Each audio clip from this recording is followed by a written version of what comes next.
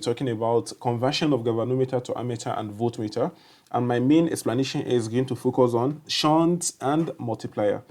That's what I'm going to look into. However, what is the meaning of a galvanometer? A galvanometer is a device that we use in the laboratory to detect very small electrical current in a circuit. To detect a very small electrical current in the circuit. That is what we use a galvanometer for. And to identify galvanometer in the laboratory, we often make use of either in that component you will see microampere, or sometimes they can call it milliampere, or you can see G being written inside it, inside the component that we are talking about. However, in the circuit diagram, you can either see it to be written in this way in the circuit diagram, or you have it to be something of this nature with G. That is how to identify galvanometer. And another name we'll have for galvanometer is what you call milliammeter. It's what you call milliammeter. Don't forget that, milliammeter. That's another name we'll have for galvanometer. Now, to convert galvanometer to ammeter, meaning if we want galvanometer to just behave purely as ammeter, to increase the scale of its reading, to measure ammeter, all you just have to make use of in this case is what? We have to make use of something called shunt. We have to make use of something called what? Shunt. That is what we use to convert it. And what is a shunt? A shunt is nothing than a low resistance resistor that is connected in parallel to the galvanometer for it to measure current. A shunt is what? A low resistance resistor that is connected in parallel to galvanometer for it to convert galvanometer to what? To ammeter is what we refer to as shunt. It is a resistor one, it has a low value, or it has low resistance, and it is always connected in parallel. And this circuit diagram below indicates what we refer to as device, the conversion or circuit for converting galvanometer to ammeter. And that's what you're having here. This is a galvanometer, as you can see from here. And the resistor that is connected in this place is what we refer to as what? The shunt. Most time we denote it by what? Most time they can see denote it by, we can denote it by RS. We can denote it by RS, as you can see from here. So most of the circuit, especially for the O-level physics textbook, it is not S that we use to represent it. We represent it by RS. Or you can make use of this diagram that we're having at the other side here. Now, the next thing we have to look into is that how do we derive the formula for converting a galvanometer to ammeter? The first thing you have to have is, let the current you have across the galvanometer, the current, very small current that galvanometer can detect, let that one be taken as what? IG. Also, the current across the shunt, the current that will go through the shunt, let us denote that current by IS, which I will talk about later. Likewise, both galvanometer and what resistance, galvanometer is going to have its own internal resistance.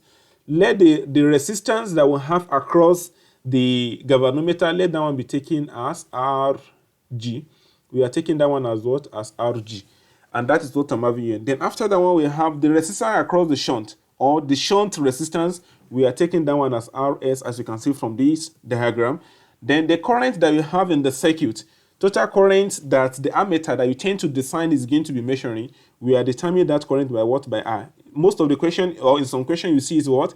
They give the range of value, 0 to 10 ampere. That 10 ampere you have here represent the value of what? I.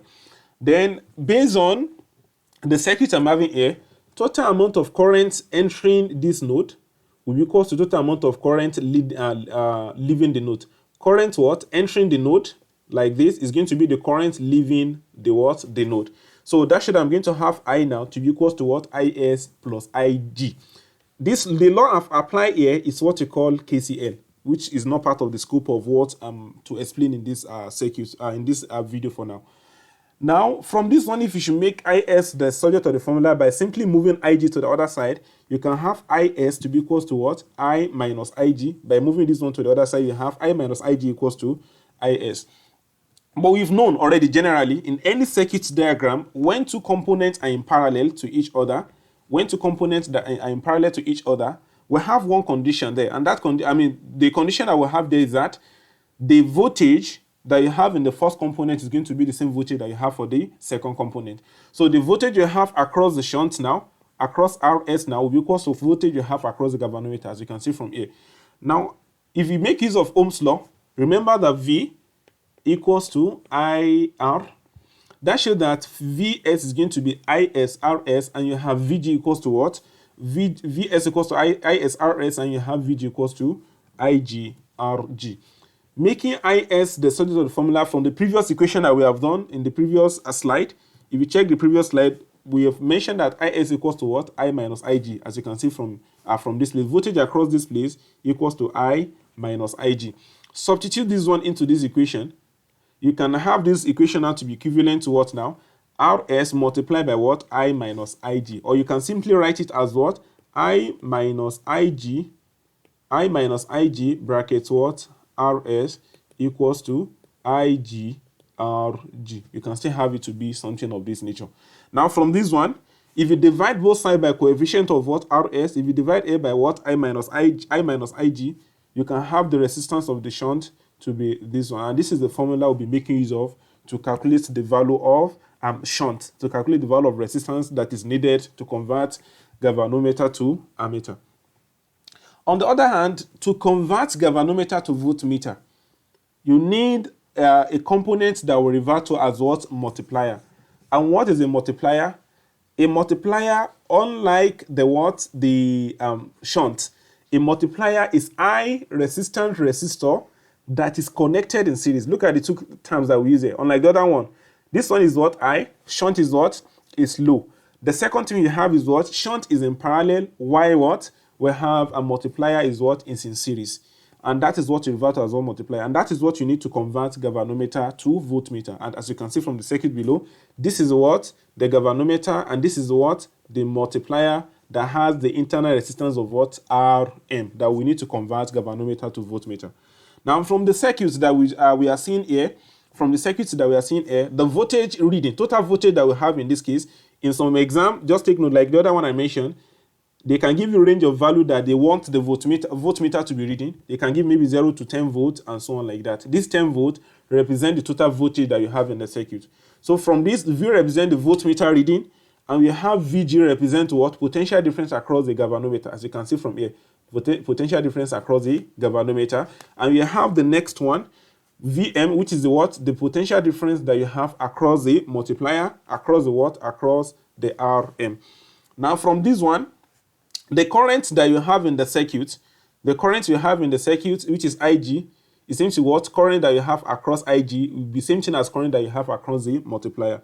And the reason for that one is that whenever you have two component resistors in series, the main rule we have there is that the condition we have there is what? The same current is going to flow through them, which shows that the voltage you have across this is going to be the same voltage you have, the current you have across this with same current that you have across this second one, but their potential difference will be different from each other.